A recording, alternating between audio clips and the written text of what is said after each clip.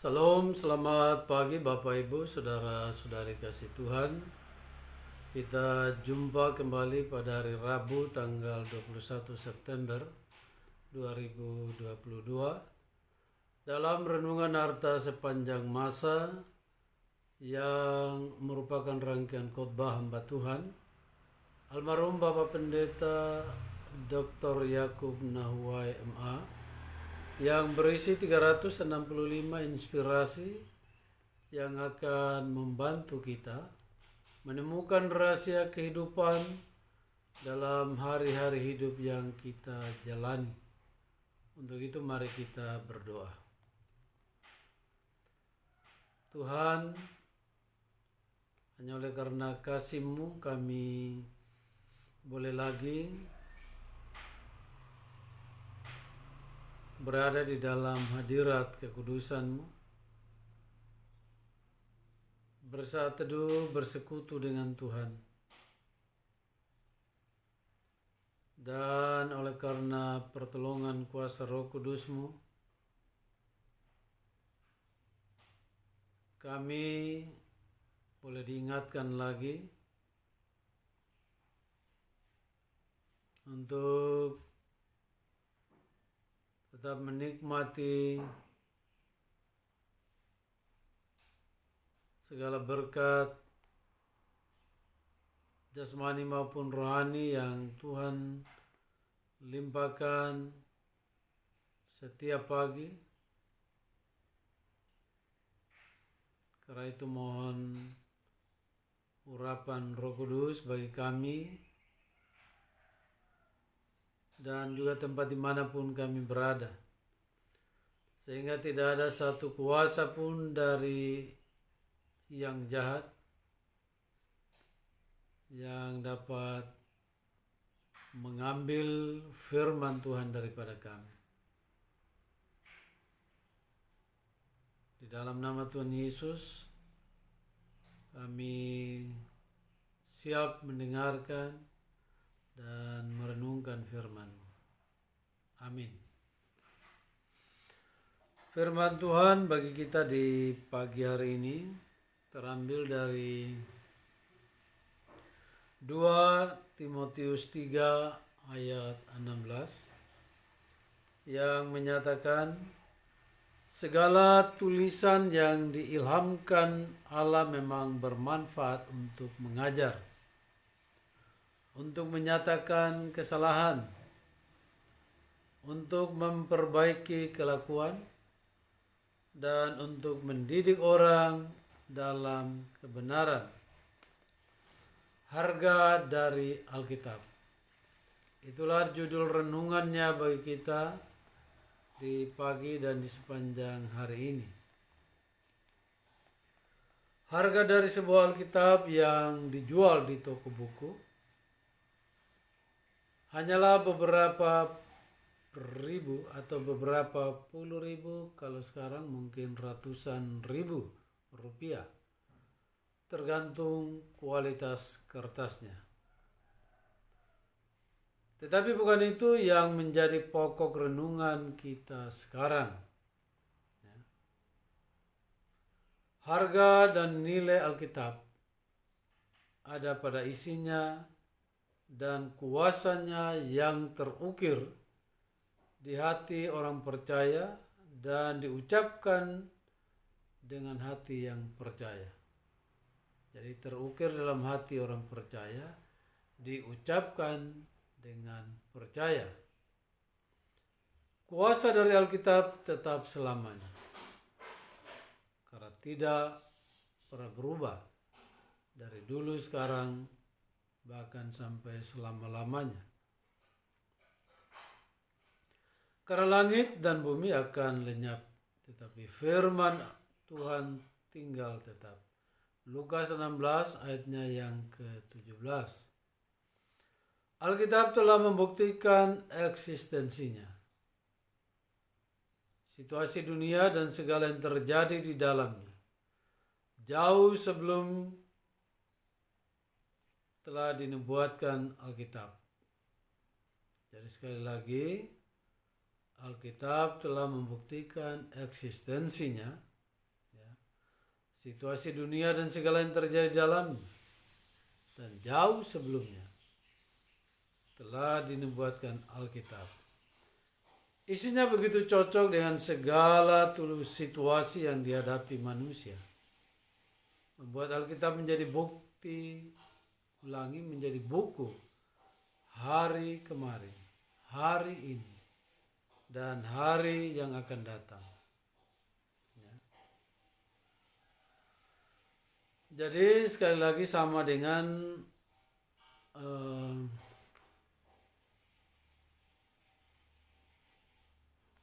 renungan harta sepanjang masa, walaupun sudah ditulis ya sejak tahun 2007, ya,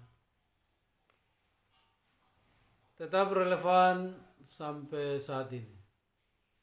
Jadi berulang tahun ketika kita kembali membaca dan merenungkannya mulai dari Januari ya, sampai saat ini, bahkan sampai selesai tahun, firman Tuhan dan renungannya tetap relevan. Nah, karena itu mari kita perhatikan isinya begitu bernilai. Ya, sekali lagi isi Alkitab ini begitu bernilai. Yang pertama, Alkitab bernilai karena berisikan firman yang diilhamkan Allah. 2 Timotius 3 dan 16. Alkitab adalah pikiran Allah. Ya, jadi kalau kita bertanya seperti apa sih pikiran Tuhan, baca Alkitab. Kemauan Allah, isi hati Allah, dan apa yang Allah rencanakan. Jadi isi Alkitab atau firman Tuhan itulah isi hati Tuhan. Rencana Tuhan ada di dalam Alkitab. Jadi kita tidak usah bertanya ini rencana Tuhan apa sih? Rencana Tuhan satu. Keselamatan bagi kita semua. Tuhan mau supaya kita tidak binasa. Itu rencana yang paling utama dan terutama tentunya. Alkitab berisikan nubuat-nubuat yang belum digenapi. Tapi saya mau katakan kepada Bapak Ibu, saudara-saudari, hampir seluruh isi Alkitab atau nubuatan sudah digenapi. Makanya pesan Tuhan akhir-akhir ini melalui hamba-hamba Tuhan, melalui anak-anak Tuhan yang dipakai Tuhan yang luar biasa, ya, kita diingatkan untuk baca dan baca. Ya. Baca Alkitab, baca Alkitab. Ya. Datang bersekutu dengan Tuhan, sembah Tuhan, puji Tuhan, berdoa kepada Tuhan. Ya.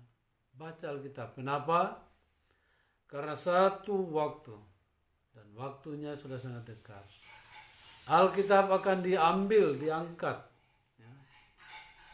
Bukan hanya Alkitab saja, Roh Kudus pun akan terangkat. Nah, oleh karena itu pesan Tuhan, baca Alkitab dari Kejadian sampai Wahyu. Kalau sudah selesai, kembali lagi. Ya. Karena ketika sekalipun ya, yang pasti Alkitab diangkat, kita sudah tahu firman Tuhan. Karena itu adalah kekuatan kita.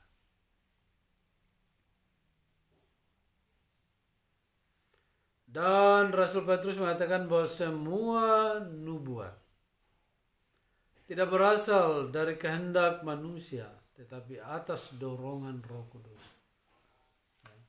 Ya, mungkin ada juga nubuat yang ngarang-ngarang, nubuatan palsu. Ya, kita juga baca di firman Tuhan, di Perjanjian Lama, bagaimana nabi-nabi palsu menyampaikan yang bukan firman Tuhan. Sebab tidak pernah nubuat dihasilkan oleh kehendak manusia, tetapi oleh dorongan Roh Kudus orang-orang berbicara atas nama Allah.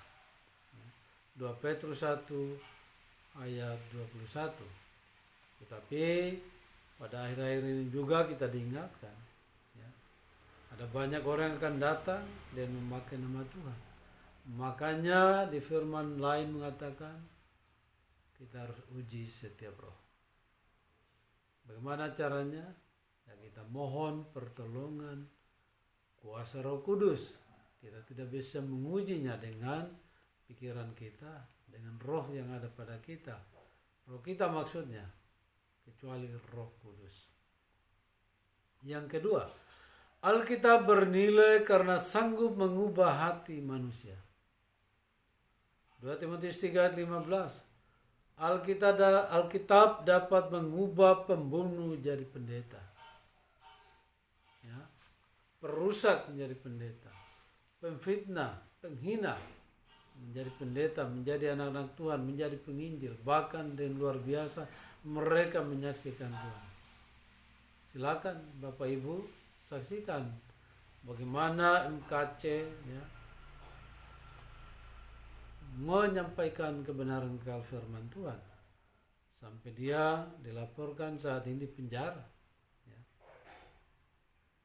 Itulah kekuatan Alkitab, atau kenapa Alkitab itu bernilai. Orang jahat menjadi baik dan menuntun mereka pada jalan keselamatan hanya dalam Yesus Kristus. Ya. Pendidikan, ekonomi, budaya, politik, dan segala peralatan modern gagal merubah manusia. Ya. Tetapi firman Allah tidak. Artinya tidak gagal. Ya. Tetapi kalaupun ada yang tidak berubah, itu bukan karena firman Tuhan gagal. Karena apa? Karena kita mempunyai kemauan bebas. Ya. Firman telah membuktikan dirinya sebagai pelita pada kaki dan terang pada jalan yang menuntun manusia pada Allah. Mazmur 119 ayat yang ke-105. Ya. Ada gereja-gereja yang menjadikan Mazmur 119 ayat yang ke-105 menjadi ikon atau menjadi ingatan. Ya, salah satunya yang saya ingat adalah gereja Kristen Sumba di Melolo, Sumba Timur, NTT. Yang ketiga, Alkitab bernilai karena menuntun manusia pada Yesus Kristus, harta termahal. Orang uber-uberan mencari harta yang termahal. Ada rumah yang termahal, ada mobil yang termahal, ada jet pribadi yang termahal, ada barang-barang berharga yang termahal. Tetapi sekali lagi yang termahal adalah Yesus Kristus. Kenapa termahal? Karena hanya melalui Yesus Kristus siapapun dapat diselamatkan. Keselamatan hanya melalui Yesus Kristus. Harta yang termahal dari Allah bagi manusia bukanlah dunia dan segala isinya. Ya. Makanya dikatakan apa gunanya kita memiliki seluruh dunia kemudian jiwa kita binasa. Oleh karena tidak memiliki harta yang termahal yaitu Yesus Kristus. Dan sekali lagi Yesus Kristus harta termahal 2 Korintus 9 ayat 15. Yesus adalah pokok dan pusat pemberitaan Alkitab. Jadi dalam setiap pembinaan, ketika ada pemilihan presbiter atau majelis jemaat yang baru penatua, diaken, ada satu hal yang ditekankan, bahwa pusat pemberitaan ketika kita menyampaikan khotbah atau menyampaikan Injil, yaitu Yesus Kristus. Itu adalah pusat pemberitaan Alkitab. Pusat pemberitaan yang kita sampaikan kepada siapapun juga, kepada dunia ini, ya, bukan yang lain. Karena itu membaca Alkitab tanpa mengenal Yesus Kristus adalah suatu kebodohan. Yohanes 5 ayat 40. Kita membaca Alkitab dari Kejadian sampai Wahyu. Sesungguhnya pusat pemberitaan yang disampaikan itu adalah Yesus Kristus. Karena itu Allah dengan segala cara membuat setiap orang mengenal Yesus Kristus sebagai Tuhan dan Juru Selamat. 2 Petrus 3 ayat 9, Matius 24 ayat 14. Sekali lagi dengan segala macam cara. Sudah pakai segala macam cara pun, orang tetap saja mengeraskan hatinya.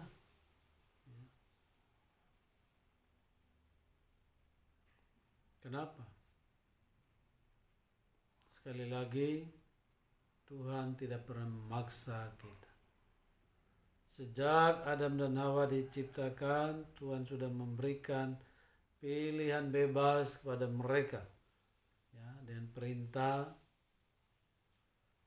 yang paling pertama, ya, kamu boleh makan semua buah-buahan yang ada dalam taman ini kecuali satu. Ya. Artinya ada pilihan kepada manusia. Pertama pada waktu itu, bahkan sampai hari ini. Makanya mungkin kita bertanya, ya, Tuhan kan Maha Kuasa, kenapa Tuhan tidak buat saja supaya kita percaya semua, supaya kita diselamatkan semua? Sekali lagi, Tuhan memberikan pilihan bebas. Ya, itulah yang Tuhan tidak bisa lakukan terhadap kita. Ya. Tapi Tuhan terus berupaya untuk, ya, setiap kita bisa mengenal Yesus Kristus sebagai Tuhan. Ingat, ini adalah hari-hari terakhir, mari kita terus berlomba. Supaya kita tidak menggenapi firman Tuhan, yang terdahulu akan menjadi terkemudian, yang terkemudian akan menjadi terdahulu.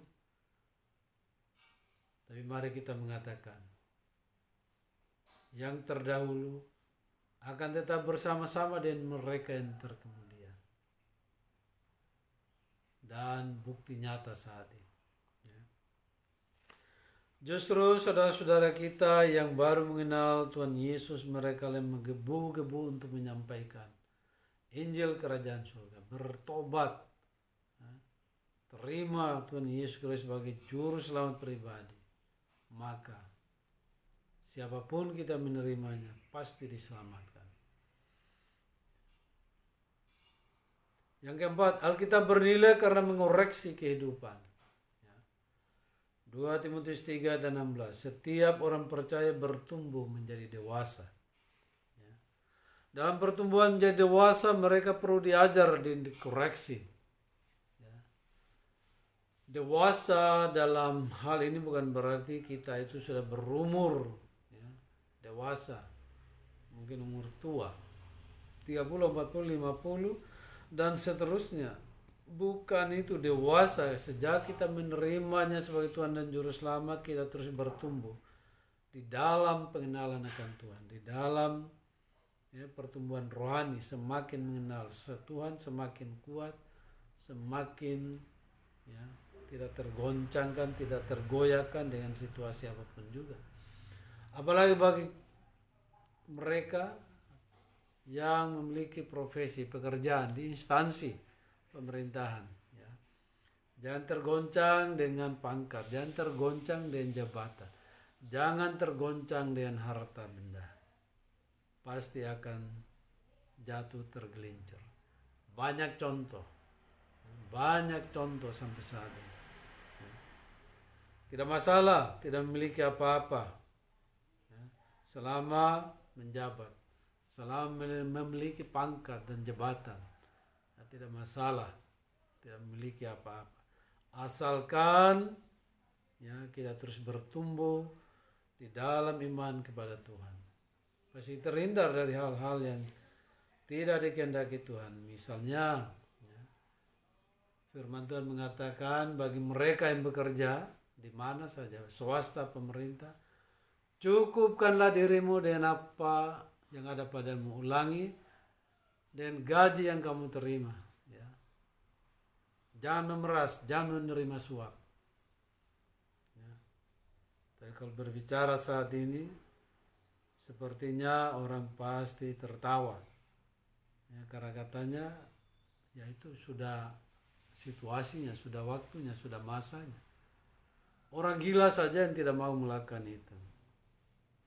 Jadi dunia saat ini gila, jadi kita harus ikut gila. Tetapi ingat, anak-anak Tuhan jangan ikut gila, ya, yang mengaku Kristen. Ya. Kalau hanya yang mengaku beragama, ya silakan. Tapi kalau kita mengaku sebagai orang Kristen, perhatikan ya apa yang dikatakan oleh Timotius, 2 Timotius 3 ayat yang ke-16. Ya. Dan firman Tuhanlah senjata dan alat Roh Kudus untuk mengoreksi. Tidak ada yang lain. Ya. Dikoreksi orang pasti kita terima dan juga tidak terima. Hanya ada dua.